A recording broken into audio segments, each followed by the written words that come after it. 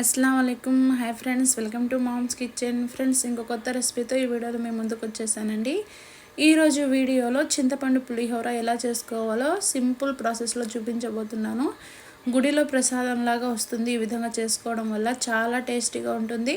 కొత్త వాళ్ళు చూస్తుంటే నా ఛానల్ని సబ్స్క్రైబ్ చేసుకోండి, ఇంకా లైక్ అనేది ఇవ్వండి ఫ్రెండ్స్। లైక్ ఇవ్వడం వల్ల ఈ వీడియో అనేది ఇంకొంతమందికి రీచ్ అవుతుంది ఫ్రెండ్స్। ఖచ్చితంగా లైక్ అనేది ఇవ్వండి। ఈ చింతపండు పులిహోర చేసుకునే ప్రాసెస్లో ఈ విధంగా చేసుకుంటే చాలా టేస్టీగా ఉంటుంది। ఇంకా మీకు లంచ్ బాక్సెస్లోకైనా టిఫిన్లోకైనా చేసుకొని తినొచ్చు। ఈ విధంగా చేసుకోవడం వల్ల చాలా బాగుంటుంది। కావాలంటే ఒకసారి ట్రై చేయండి। ఇప్పుడు ప్రాసెస్ చూద్దాం ఎలా చేసుకోవాలో। ఫస్ట్ స్టవ్ వెలిగించుకొని ఒక ప్యాన్ పెట్టేసుకోవాలి। ఈ విధంగా ప్యాన్ పెట్టేసుకున్న తర్వాత మినపప్పు 2 టీ స్పూన్స్ వేసుకోవాలి। ఆయిల్ ఏమీ వేయకుండా ఈ విధంగా డ్రై రోస్ట్ చేసుకోవాలి। ఆ తర్వాత శనగపప్పు 2 టీ స్పూన్స్ శనగపప్పు, పచ్చి శనగపప్పు వేసి ఈ విధంగా మీడియం ఫ్లేమ్లో పెట్టి బాగా ఫ్రై చేసుకోవాలి। కొంచెం గోల్డెన్ కలర్లోకి వచ్చేదాకా బాగా ఫ్రై చేసుకోవాలి। 1 టీ స్పూన్ ధనియాలు వేసుకోవాలి। వేసి ఇంకోసారి ఈ విధంగా బాగా కలిపేసుకోవాలి।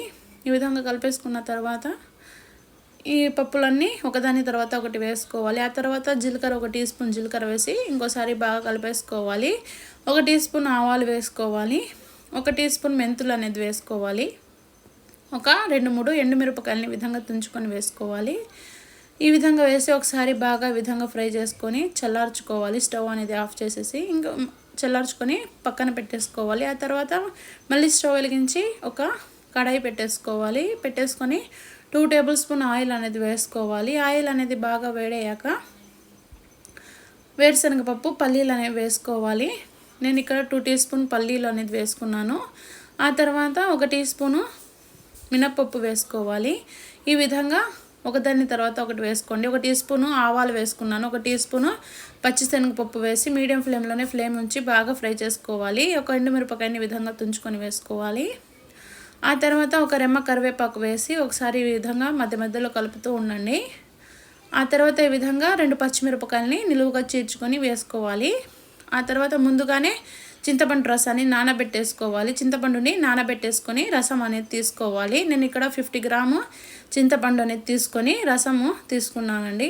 ఒక హాఫ్ అన్ అవర్ చింతపండుని నానబెట్టేసుకున్న తర్వాత రసం అనేది తీసుకోవాలి। ఆ తర్వాత రుచికి సరిపడినంత సాల్ట్ అనేది వేసుకోవాలి। వేసి ఒకసారి బాగా కలిపేసుకొని ఆ తర్వాత బెల్లం పౌడర్ అనేది కొంచెం వేసుకోవాలి। 1 టీ స్పూన్ బెల్లం పౌడర్ వేసుకుంటే టేస్ట్ అనేది బాగుంటుంది। ఆ తర్వాత 2 టీ స్పూన్స్ పసుపు అనేది వేసి ఈ విధంగా బాగా కలిపేసుకోవాలి। బాగా కలిపేసుకున్న తర్వాత మీడియం ఫ్లేమ్లోనే ఫ్లేమ్ అనేది ఉంచేసి బాగా ఉడికించుకోవాలి। ఈ విధంగా గ్రేవీ బాగా దగ్గర పడాలి। ఈ విధంగా బాగా మధ్య మధ్యలో కలుపుకుంటూ ఈ విధంగా బాగా దగ్గర పడిపోవాలి। ఈ విధంగా పడిపోయిన తర్వాత దగ్గరికి స్టవ్ అనేది ఆఫ్ చేసుకొని ఈ విధంగా రైస్ అనేది వైట్ రైస్ అనేది తయారు చేసుకోవాలి। ముందుగానే చల్లార్చుకున్న వైట్ రైస్ని ముందుగా చేసుకున్న ఈ విధంగా ఈ చింతపండు గుజ్జుని వేసి బాగా కలిపేసుకోవాలి। ఈ విధంగా బాగా కలుపుకుంటే చాలా బాగుంటుంది। చూసుకొని కొంచెం కొంచెం వేసుకుంటూ కలిపేసుకోవాలి। కొంచెం చల్లార్చుకుని వేసుకుంటే చేతులు అనేవి కాలకుండా ఉంటుంది। ఆ తర్వాత ముందుగా చేసుకున్న పౌడర్ని వేసేయాలి।